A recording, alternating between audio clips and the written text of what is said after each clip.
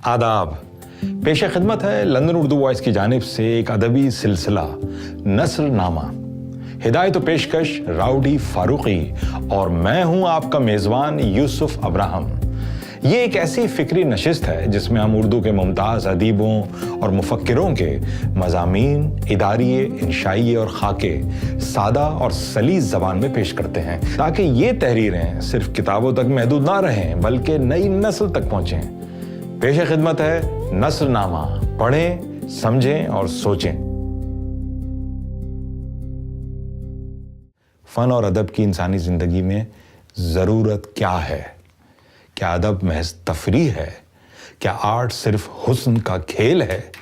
या फ़न और अदब इंसानी शऊर, इज्तिमाई ज़िंदगी और समाजी जिद्दोजहद में एक बुनियादी किरदार अदा करते हैं?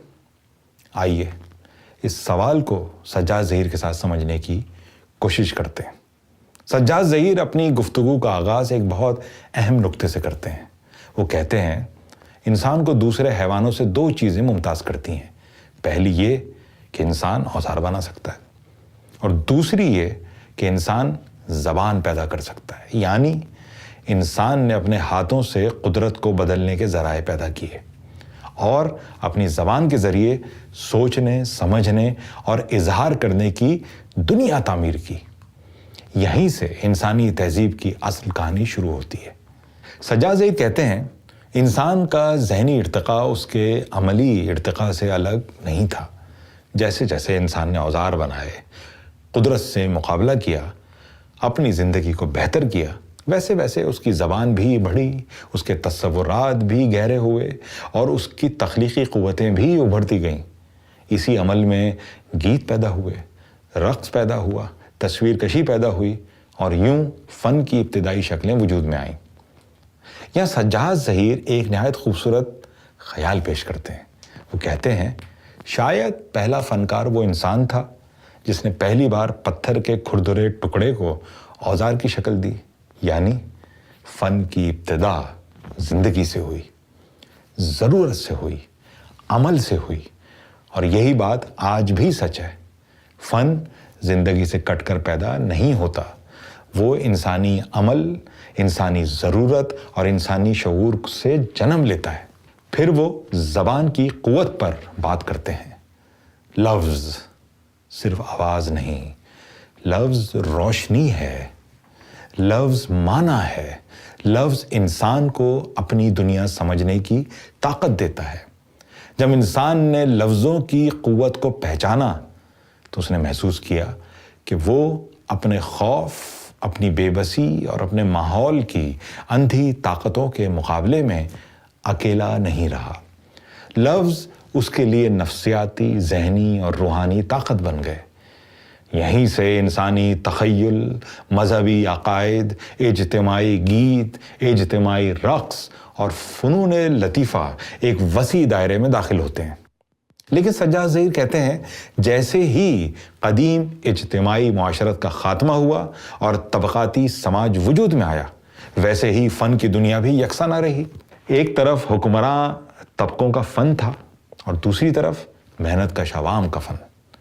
एक तरफ दरबारी अदब और तबक़ाती मफादात का इज़हार था और दूसरी तरफ लोकगीत, अवामी कहानियाँ और मेहनत कश इंसान के दुख सुख। यानी फ़न कभी भी समाज से बाहर नहीं रहा। अदीब और फ़नकार हमेशा अपने अहद की तबक़ाती कशमकश से किसी ना किसी सतह पर वाबस्ता रहे हैं। सज्जाद ज़हीर यहाँ फ़नकार की दाखिली कशमकश को भी बयान करते हैं। वो कहते हैं कि शायर, अदीब और फ़नकार कभी दरबार की तरफ खिंचता है, कभी आवाम की तरफ, कभी खोई हुई मुसावात का ख्वाब देखता है और कभी किसी ऐसी दुनिया का जहाँ जुल्म ना हो, नफ़रत ना हो और इंसान अमन और मोहब्बत के साथ जी सके। यही ख्वाब अदब की एक बड़ी क़ुव्वत है। फिर सज्जाद ज़हीर जदीद सरमायादाराना समाज की तरफ आते हैं। वो कहते हैं, सरमायादारी ने एक तरफ साइंस, टेक्नोलॉजी और सनत में गैर मामूली तरक्की पैदा की, दुनिया मादी अशिया से भर गई, मशीनी सनतों ने पैदावार की नई शक्लें पैदा की, एक नया सनती मजदूर तबका वजूद में आया।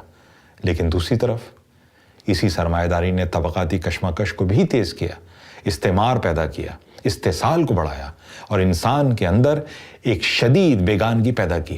یہ بیگانگی کیا ہے؟ سجاد ظہیر مارکس کے حوالے سے سمجھاتے ہیں کہ مزدور اپنے کام سے، اپنی پیدا کی ہوئی چیز سے اور بالآخر اپنی ذات سے بھی بیگانہ ہو جاتا ہے۔ وہ کام کرتا ہے لیکن جو چیز وہ بناتا ہے وہ اس کی نہیں ہوتی۔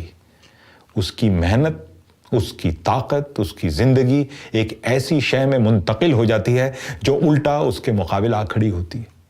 یہی جدید انسان کا روحانی اور نفسیاتی المیہ ہے۔ لیکن تصویر کا ایک رخ اور بھی ہے۔ سجاد ظہیر کہتے ہیں ہم ایسے عہد میں جی رہے ہیں جہاں سائنس اور ٹیکنالوجی نے اتنی ترقی کر لی ہے کہ انسان افلاس، بیماری اور جہالت سے بڑی حد تک نجات پا سکتا ہے۔